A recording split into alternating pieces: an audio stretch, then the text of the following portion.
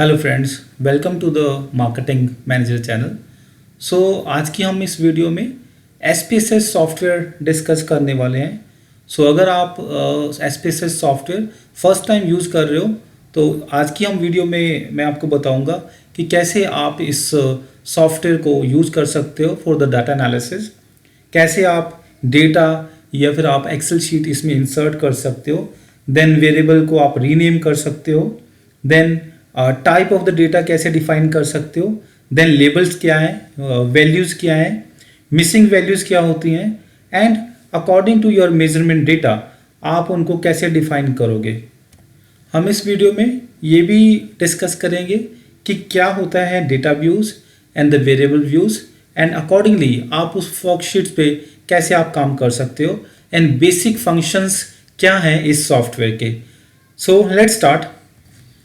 जब हम SPSS की बात करते हैं, SPSS stand for statistical package for social sciences, which is basically a software package that helps users to analyze the data and to make a informed decision. It's been used by the various companies and industries, including marketing research companies, educational institutions, and by the government for making various decisions and for the data analysis. Let's start with the software. Software को start करने के लिए पहले आपको ये software install करना पड़ेगा। अगर आपके पास ऑलरेडी ये सॉफ्टवेयर इंस्टॉल्ड है, then you can click on this icon IBM SPSS statistical software. मैं यूज़ कर रहा हूँ 26th version of SPSS। After clicking on this window it will take some time, 1 to 2 minutes अभी लगेंगे आपके, ठीक है, तो depending on the speed of the laptop. जब आप ये सॉफ्टवेयर रन करोगे तो ये दो विंडोज़ अपीयर्स होंगी आपके लैपटॉप स्क्रीन पे। ये फर्स्ट स्क्रीन आप क्लोज कर सकते हो। तो अब आप देख सकते हो यहाँ पे we have two windows. First is the data views, जहाँ पे आप इसको ये बोल सकते हो कि ये एक्सेल शीट है ऑफ दिस सॉफ्टवेयर, जहाँ पे आप अपना डेटा, जो भी आपका डेटा है रिलेटेड टू द रिस्पोंडेंट, या तो आप इस पे यहाँ पे टाइप कर सकते हो या आप उसको एक्सेल शीट के थ्रू आप इसमें इंक्लूड कर सकते हो। This sheet which is known as a variable views, यहाँ पे आप सभी अपने वेरिएबल्स डिफाइन कर सकते हो, and according to the data आप उनकी settings, decimals, labels, values, missing values, columns, alignments, measures आप डिसाइड कर सकते हो। सारे जो ऑप्शंस हैं वन बाय वन मैं डिस्कस करूँगा। पहले हम क्या करते हैं, इसमें डेटा इंक्लूड करके दिखाता हूँ मैं आपको। फ्रेंड्स, ये जो शीट है ये वेरिएबल शीट है, जहाँ पे आप अपने वेरिएबल्स के नेम आप लिख सकते हो। जैसे फॉर एग्जांपल अगर हमने कस्टमर से डेटा लिया है तो फर्स्ट कॉलम हो सकता है कि रैंकिंग ऑफ द कस्टमर्स। मैं यहाँ पे रैंकिंग लिख रहा हूँ, तो क्या होगा कि it will show you the variable name is contains illegals first characters.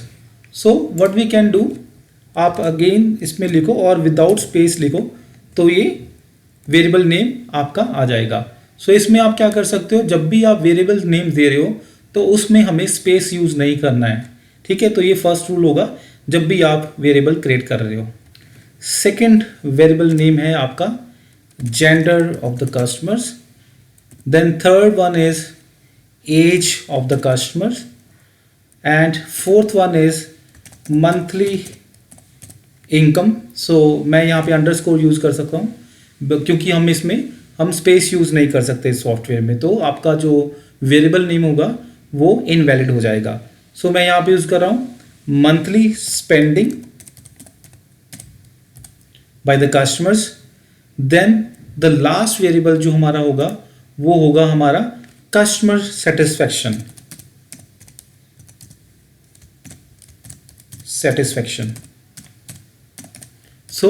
ये डेटा पे डिपेंड करता है कि आप कौन सा डेटा कलेक्ट कर रहे हो, and according to the variables characters आपको डिसाइड करना पड़ेगा कि उनका टाइप्स क्या है, डेटा टाइप्स क्या है, एंड वो मेजर्स कौन सा है।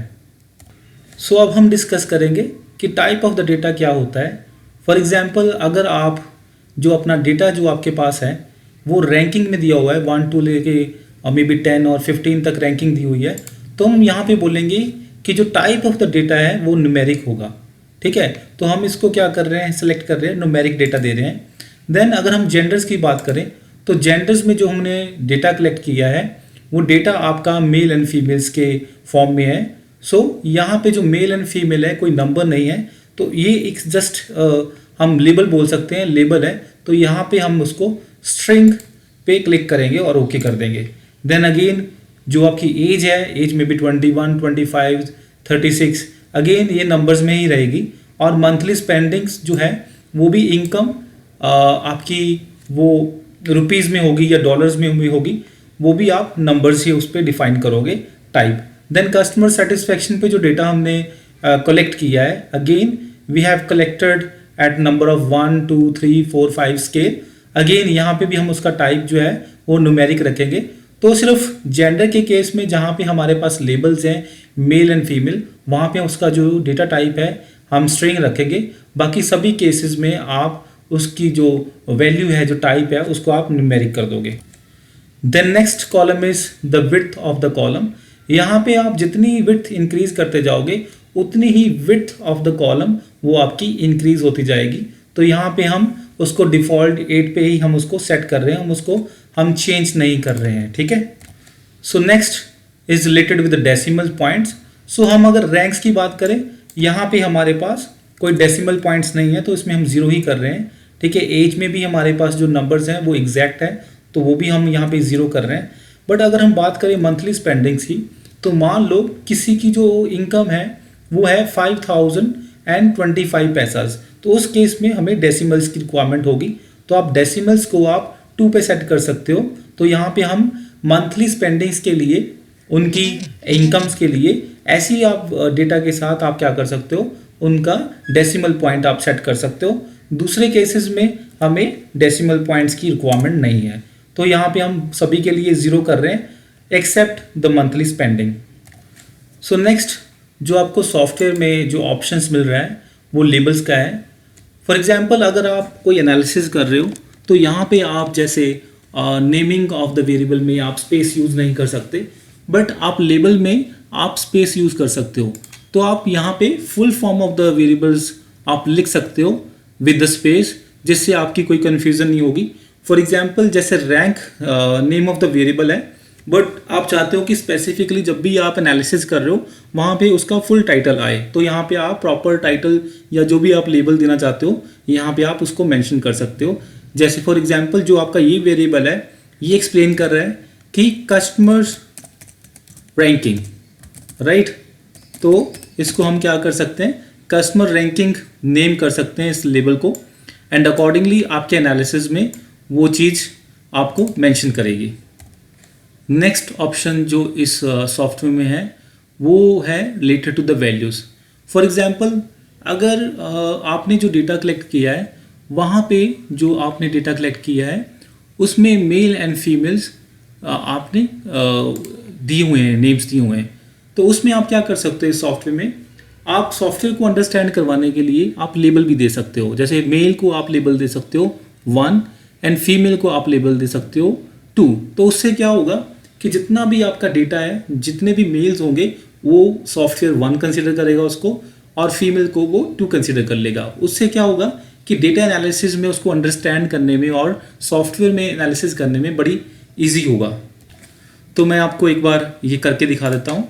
फॉर एग्जाम्पल अगर हम जेंडर की बात करें, हमारे पास जो डेटा है आपका मेल एंड फीमेल्स लेबल में है, राइट। अब हम इसको वैल्यूज़ भी डिफाइन कर सकते हैं। फॉर एग्जाम्पल हम चाहते हैं कि ये सॉफ्टवेयर मेल को 1 कंसीडर करे, आप मेल टाइप करके वैल्यू में लेबल 1 करके आप इसको ऐड कर सकते हो।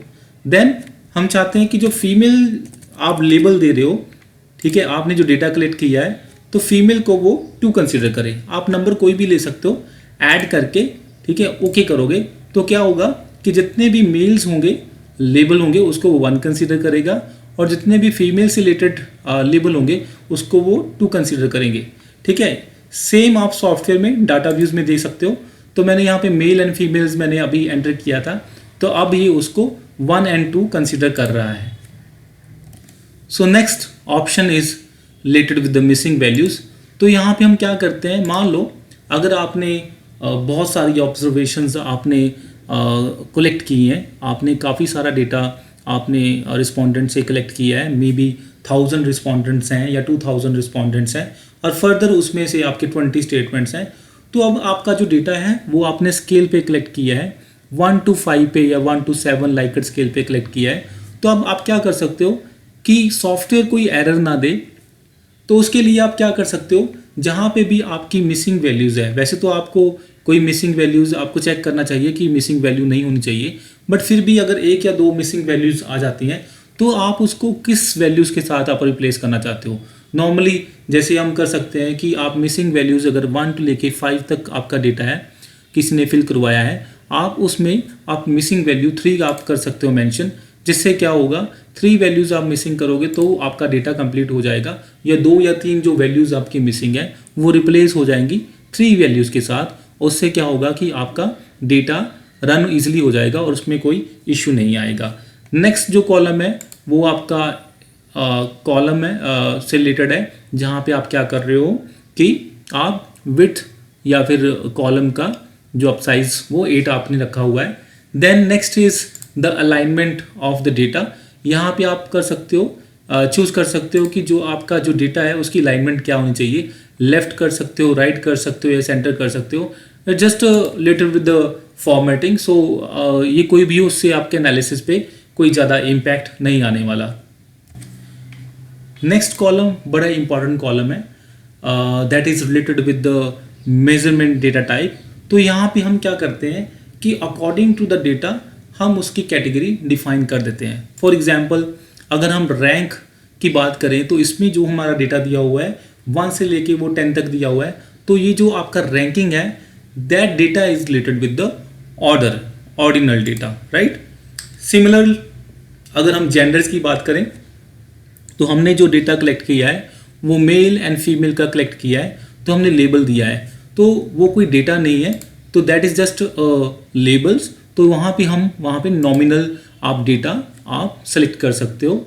एंड फर्दर अगर हम एज की बात करें, हम मंथली स्पेंडिंग्स की बात करें या इनकम की बात कर लें या कस्टमर सेटिस्फेक्शन की बात कर लें, तो वो डेटा आपका स्केल होगा।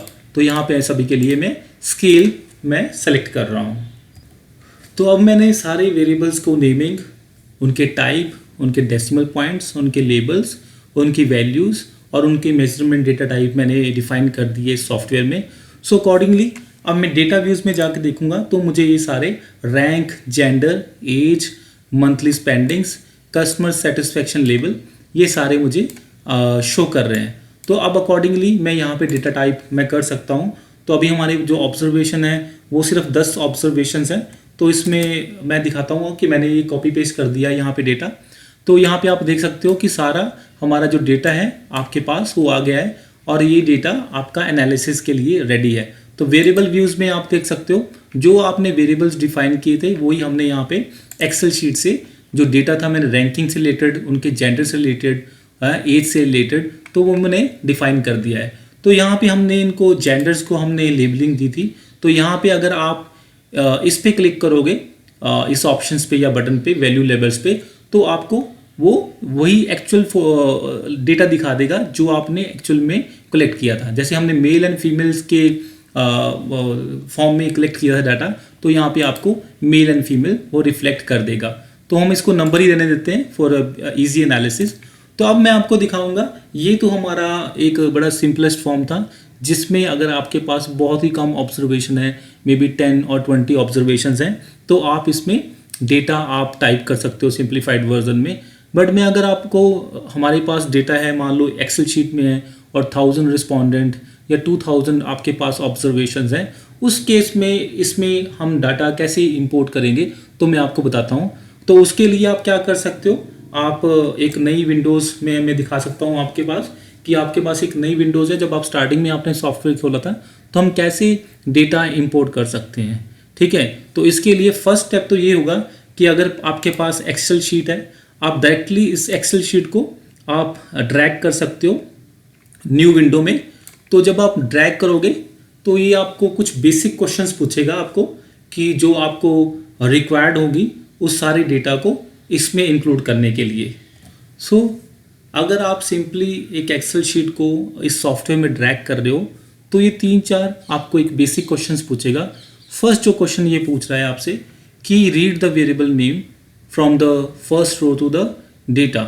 सो आई कैन शो यू कि अगर हम एक्सेल शीट की बात करें तो ये यहाँ पे क्या कह रहा है कि जो फर्स्ट रो होगी आपकी वो उसको as a variable name consider कर लेगा। तो हम बोल रहे हैं ठीक है, ये कंसीडर कर सकता है। सेकंड ये पूछ रहा है आपको percentage of the values and ignore the hidden rows and the column. तो हिडन रोज जो भी आपके कॉलम्स एंड रोज होगा वो इग्नोर कर देगा। एंड इसमें वो एक इम्पॉर्टेंट क्वेश्चन जो आपसे पूछ रहा है कि जो रिस्पॉन्डेंट डेटा है उसमें से वो कौन सा डेटा कंसिडर कर रहा है। तो यहाँ पे देख सकते हो आप A1 से लेके वो E11 तक वो डेटा को कंसिडर कर रहा है इन द सॉफ्टवेयर। तो यहाँ पे हम देख सकते हैं कि हमें कौन सा डेटा कंसिडर करवाना है इस सॉफ्टवेयर से।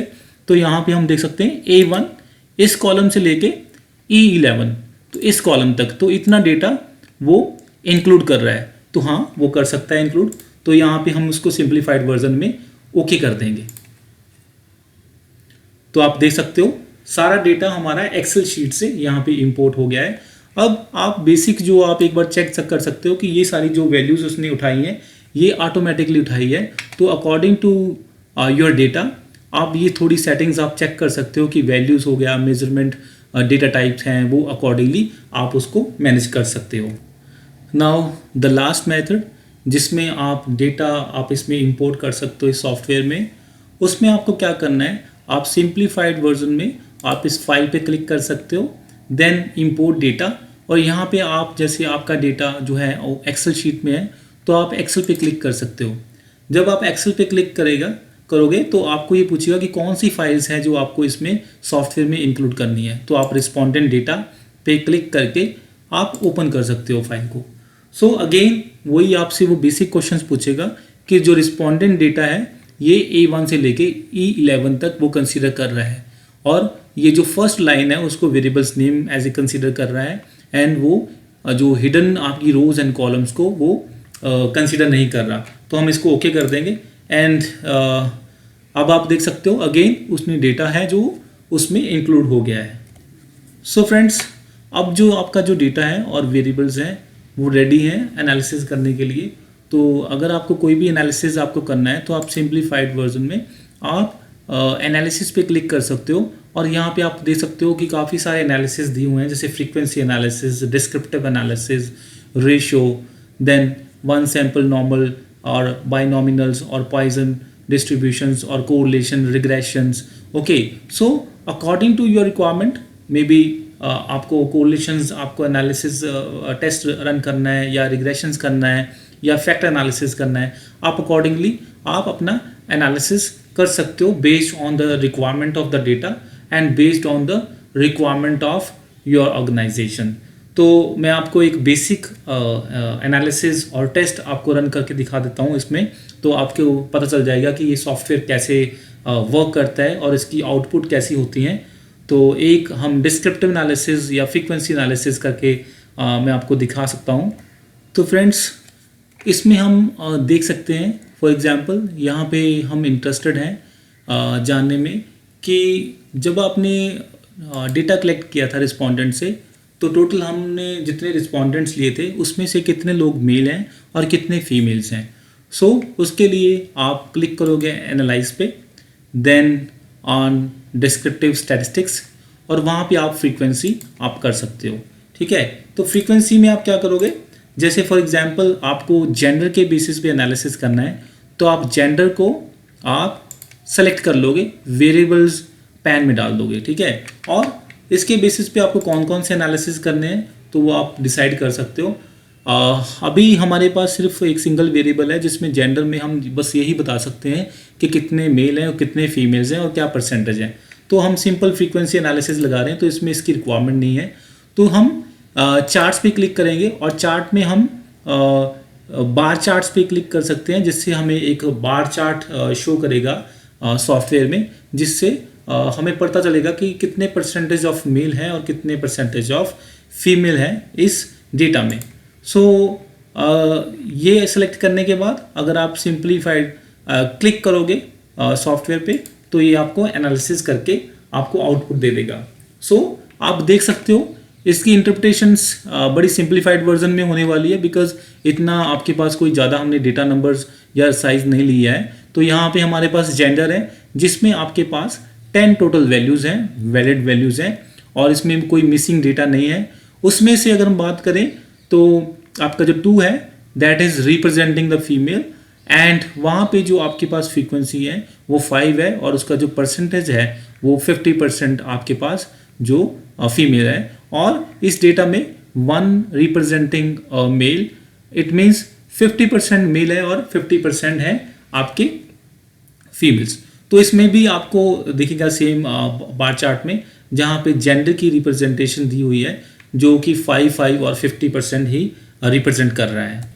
सो नेक्स्ट जो एनालिसिस है उसमें हम कंसिडर करेंगे एज को, एंड एज पे हम देखेंगे कि फ्रीक्वेंसी एनालिसिस में हमें क्या क्या डिटेल्स और इंफॉर्मेशंस हम ग्रैब कर सकते हैं।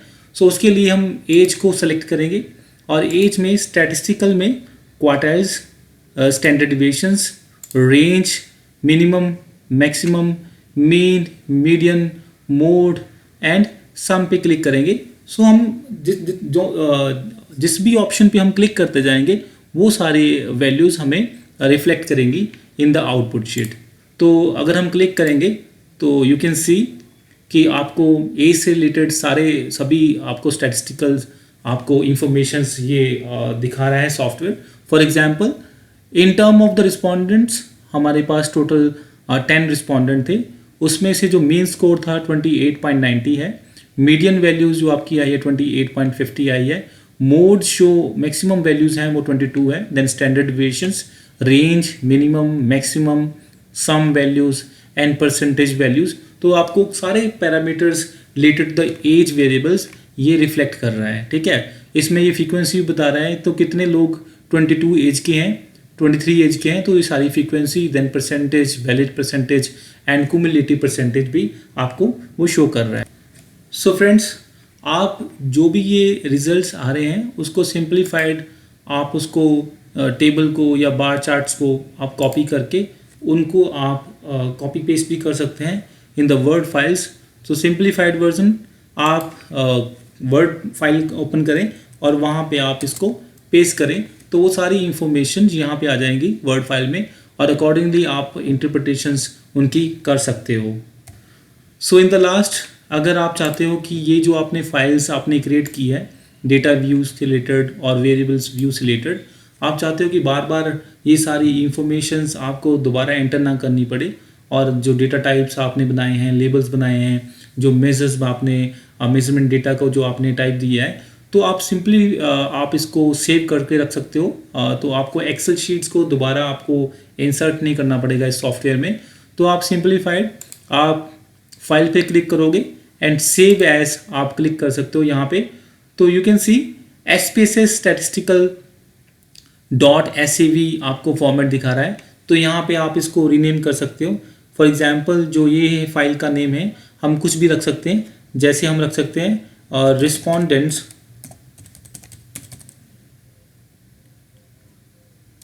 Data,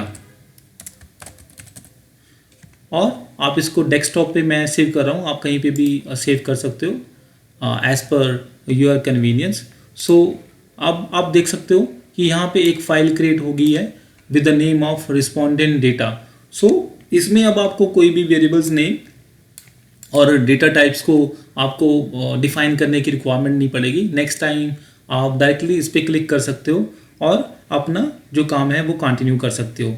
same with this output sheet, अगर आप चाहते हो कि आउटपुट शीट को भी मुझे दोबारा एनालिसिस ना करना पड़े और जो भी मैंने आउटपुट्स निकाले हैं वो आप उसको सेव करना चाहते हो, तो सिंपली अगेन आप क्लिक कर सकते हो और आप इस फाइल को आप सेव कर सकते हो। बट अगेन अब आपको ये ध्यान रखना पड़ेगा कि ये फाइल आपकी डेटा फाइल नहीं है, ये सिर्फ आउटपुट फाइल है, तो इसका फॉर्मेट .spv होगा, और इसमें आप नेम अगेन आप लिख सकते हो डेटा आउटपुट शीट, ठीक है। तो ये आपका डेटा नहीं है, ये आपकी आउटपुट शीट होने वाली है। तो सेम आप इसको अगेन यहाँ पे आप दे सकते हो कि कौन सा पाथ है। यहाँ पे जो हम बाय डिफ़ॉल्ट मेरा पीसी इसको डॉक्यूमेंट्स में सेव कर रहा है, बट मैं चाहता हूँ कि ये जो फाइल है वो डेस्कटॉप पे सेव हो। तो इसके लिए मैं डेस्कटॉप का पाथ में सेलेक्ट करने के बाद डेटा आउटपुट शीट को मैं सेव कर रहा हूँ। तो again you can see here एक फाइल और क्रिएट होगी जिसका नेम होगा डेटा आउटपुट शीट। तो अब मेरे पास दोनों फाइल्स आ गई हैं, respondents file, data file and data output file. So जो मेन पर्पस ये सारी प्रैक्टिस करने का है वो है कि अब नेक्स्ट टाइम जब आप सिंपली इस पर क्लिक करोगे रिस्पॉन्डेंट डेटा पे, तो ये फाइल डायरेक्टली आपको वहीं पे लेके जाएगी जहाँ से आपने ये काम अपना फिनिश किया था, जहाँ पे variables name, type, with decimals, labels और वैल्यूज़ सब कुछ आपने ऑलरेडी डिफाइन किया हुआ है। तो आपको बार बार एक्सेल शीट इंसर्ट करने की रिक्वायरमेंट नहीं पड़ेगी और आप देख सकते हो उसमें सारा आपका डेटा वो पहले की तरह प्रॉपर मैनेज हो गया है। Similar with the data output sheet, जहाँ पे आप आउटपुट को क्लिक करोगे तो आपने जो भी आपने आउटपुट पहले आपने जो रन किया था वो आपको शो कर जाएगा उस शीट पे क्लिक करने से।